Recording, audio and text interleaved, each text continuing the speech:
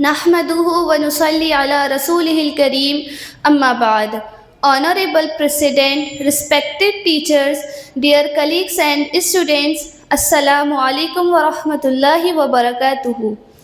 On this auspicious occasion, I would like to say a few words on the topic Muslim scientists' contribution in the fields of medicine.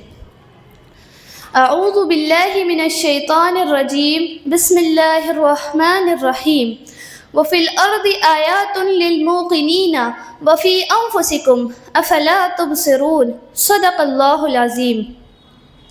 Dear audience, Islam is the only deen which encourages its followers to ponder over the elements and things of the whole universe, while other religions restrict their followers to observe and think about them. As I recited the verses, Allah subhanahu wa ta'ala appeals us Muslims to have a deep look into the earth and into ourselves. He says, and in the earth there are countless signs for those who have sure faith, and in your own selves. So, do you not perceive? Allama Iqbal beautifully explained this message. Once he said, खोल आँख, ज़मी देख, फलक देख, फिजा देख, मशरिक से उभरते हुए सूरज को ज़रा देख.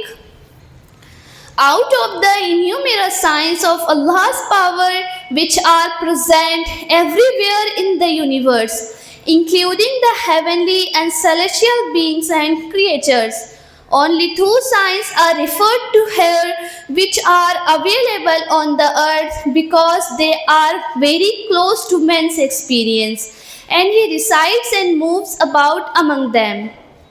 The next verse now speak of man himself. Man is required to ponder on his own body.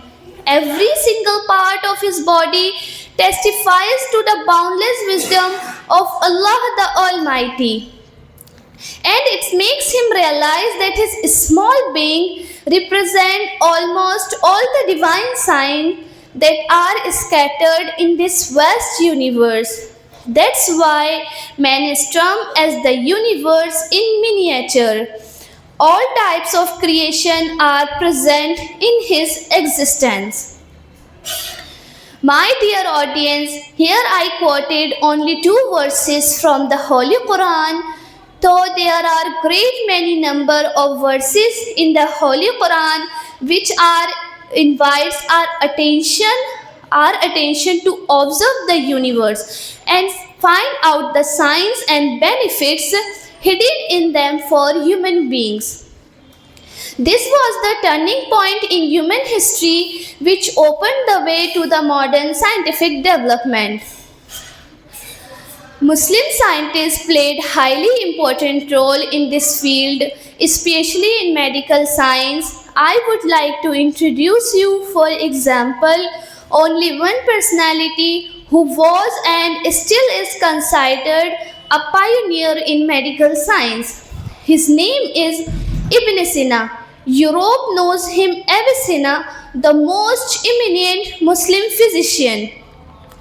He was a poet, a doctor, a scientist, and a philosopher at a time. He wrote about every field of knowledge. He was one of the most gifted men of his age. He explained the process of digestion. He excelled in bacteriology, which is the basis of modern medical science. How advanced were Muslims in medical and health and hygiene field? It would be better to look back in the history. At 1000 years ago, in 1000 AD, Baghdad, the capital of Muslim world, had 60 hospitals and its population was near about 80 lakh. It was far in advance of its time in health and public services. Its main streets were paved and after dusk they were lighted. It enjoyed constant supply of water and thronged with libraries and schools. Before I conclude my speech, I ask Allah to make this ummah once again the torch bearer of knowledge and wisdom and makes us true Muslims. Wa assalamu alaikum wa rahmatullahi wa barakatuh.